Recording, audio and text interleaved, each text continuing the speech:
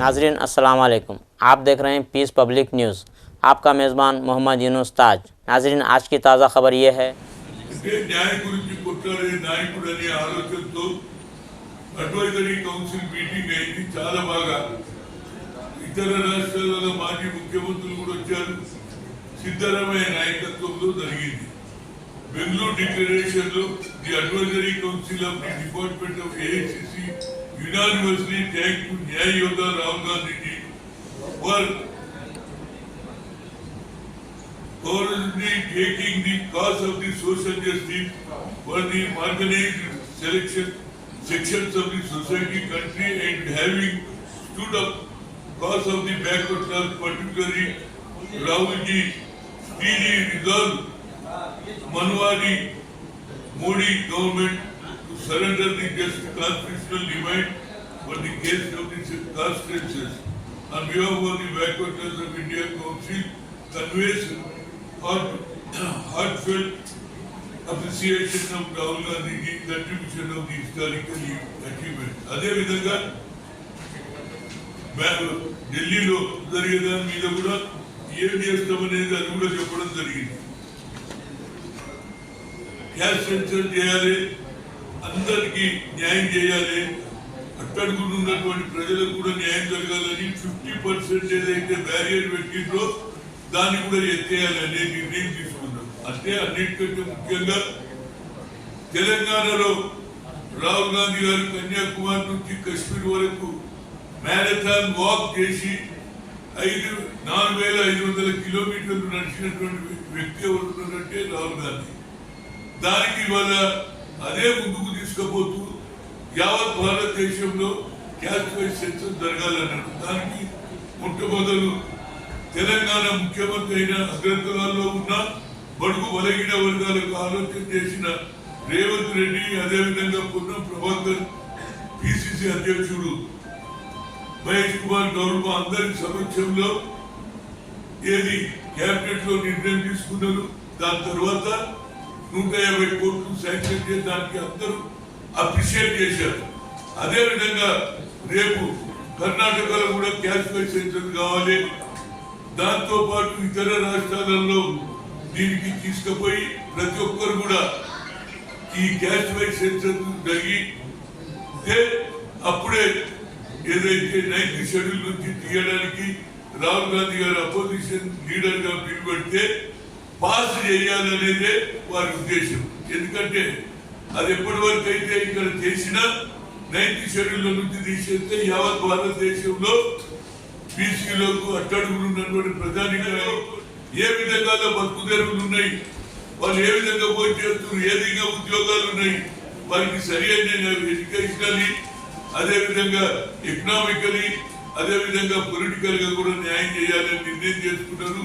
25న జరిగే చాల్కటోరా స్టేడియంలో అందరూ కూడా ఎక్కువ సంఖ్యలో మన రాష్ట్రం నుంచి రావాలనేదే నా ముఖ్య ఉద్దేశం। ఎందుకంటే ఫస్ట్ స్టేట్ దిక్సూచి అయ్యారు తెలంగాణ ముఖ్యమంత్రి కనుక దీనికి అందరు రావాలి। కానీ నేను ఇప్పుడే టీవీలో చూసిన బీహార్ లో ఎన్నికలు జరుగుతుంది, ఆడ గతంలో ఏముంటుండే ఎలక్షన్ లో దొంగ ఓట్లు వేసేది, కానీ ఇప్పుడు మొదలే దొంగ ఓట్లు వేస్తున్నారు అంటే పేర్లు మారుస్తున్నారని రాహుల్ గాంధీ స్టేట్మెంట్ ఇచ్చింది। అంటే బీహార్ లో జరిగే ఎన్నికలు బీజేపీ ఎట్టి పరిస్థితుల్లో గెలవాలన్న ఉద్దేశంతో దొంగ ఓట్లు ఒరిజినల్ ఓట్లు తీసేసి దొంగ ఓట్లు చేసేయాలని ఆయన రాహుల్ గాంధీ గారు చెప్పారంటే ఆయన ఆలోచన, నరేంద్ర మోడీ ఆలోచన చూడండి, రాహుల్ గాంధీ ఆలోచన చూడండి అని అంటున్నారు। రాహుల్ గాంధీ అయిన దేశ పొడుగు బలైన వర్గాలకు దేశ స్వాతంత్రం వచ్చిన తర్వాత ఇప్పటి వరకు క్యాస్ట్ వైజ్ సెన్సస్ జరగలేదు। ఏ పేదవాడు ఏ విధంగా బతుకుతున్నాడో తెలుసుకునడానికి ఆయన మంచి నిర్ణయం తీసుకుంటే ఇప్పుడేమో బీహార్ లో ఏ విధంగా ఎన్నికలు జరగాలి, ఏ విధంగా గెలవాలనేది ఆలోచన చేస్తున్నారు। ఇక్కడ చూస్తేనే మనం బీఆర్ఎస్ నాయకులు మేము దోచుకున్నాం, మేము దాచుకున్నాం అంటున్నాం। దోచుకున్నది కదా ఇక్కడ దోచుకున్నది రాహుల్ గాంధీకి ఇస్తున్నారట। నీళ్ళ ఇష్యూ ఏమో మన ఆంధ్ర ముఖ్యమంత్రి చంద్రబాబు కాపో చెప్తున్నారు। కానీ నేను ఇవాళ ఈ చూసిన స్టేట్మెంట్ తర్వాత 1000 కోట్ల పైననే ఆ ముగ్గురు ఆస్తులు అంటే ఎవరైతే ఇంజనీర్లు ఉన్నారో మురళీధర్, అదేవిధంగా మిగతా వాళ్ళందరూ శ్రీధర్ కుమార్ వీళ్ళందరూ థైలాండ్ లో పెళ్లి అవుతుంది. 1000 కోట్ల సంగతి ఏమిటని నేను అడుగుతున్నా ఇక్కడ ఉన్నటువంటి నాయకులు. అది కేసీఆర్ కావచ్చు, కేటీఆర్ గారు, ఈ మీరు దోచుకుంటే కనిపిస్తుంది కదరా బాబు.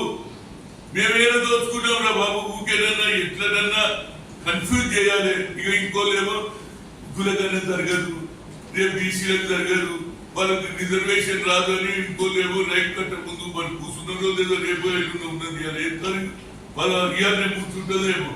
ఆమె రైలు ముందు వీళ్ళేమో దోచుకునే కార్యక్రమం. అంటే ఇంతకంటే దోచుకున్న వాళ్ళు ఎవరైనా దేశంలో ఉన్నారా అంటున్నది. టీఆర్ఎస్ ప్రభుత్వమే దోచుకున్నది. దాని మీద మరి బీజేపీ వాళ్ళు ఎందుకు మాట్లాడతలేరో నాకు అర్థమైతే లేదు. కానీ ఇదేదో బీఆర్ఎస్ అండ్ బీజేపీ అలయన్స్ ఉన్నట్టు కనిపిస్తుంది. హుక్కైపు గెలవాలని. ఏదైనా తప్పనిసరిగా ఈ దేశంలో నేను ఓబీసీ ఎంపీస్ కన్వీనర్ గా గతంలో ఏది ఐఐటి ఐఐఎంలో రిజర్వేషన్ నాయకత్వంలో యూపీఏ చైర్పర్సన్ నాయకత్వంలో మన్మోహన్ సింగ్ చెప్తే బిల్ పాస్ అయిందా లేదా? ఈయన వచ్చి ఇప్పుడు ఆల్మోస్ట్ 10-11 ఏళ్ళు అవుతుంది. కులగన చేయరు. సెపరేట్ గా మాకున్న జనాభా మోర్ దాన్ 54-60% ఉన్నటువంటి జనాభాకి సెపరేట్ మినిస్ట్రీ అంటే అది కూడా చేయలేదు. ఇది కేవలం ప్రజలలో భయభ్రాంతులు చేయాలని ఏదైనా మా మీద నిందలు మోపుతున్నారు. కానీ మీ నిందలు బయటపడ్డది. ఇన్ని కోట్లు ఇల్లే సంపాదించిందంటే మంత్రులు ఎంత సంపాదించవచ్చు, ఎమ్మెల్యేలు ఎంతో మంది సంపాదించవచ్చు. దీని మీద ప్రజలు ఆలోచన చేయమని కోరుతున్నారు. ఏదైనా ఈ అడ్వైజరీ కౌన్సిల్ మీటింగ్ చాలా బాగా జరిగింది. దీన్ని తప్పనిసరిగా మన రాష్ట్రంలో కూడా మహేష్ కుమార్ గారి నేతృత్వంలో ఆయన ఆల్రెడీ మా దగ్గర కూడా మీటింగ్ పెట్టాలన్నారు. తప్పనిసరిగా అది కూడా సక్సెస్ చేస్తాం. కానీ మొదలు ఢిల్లీకి వచ్చేందుకు అందరూ రెడీ కావాలి.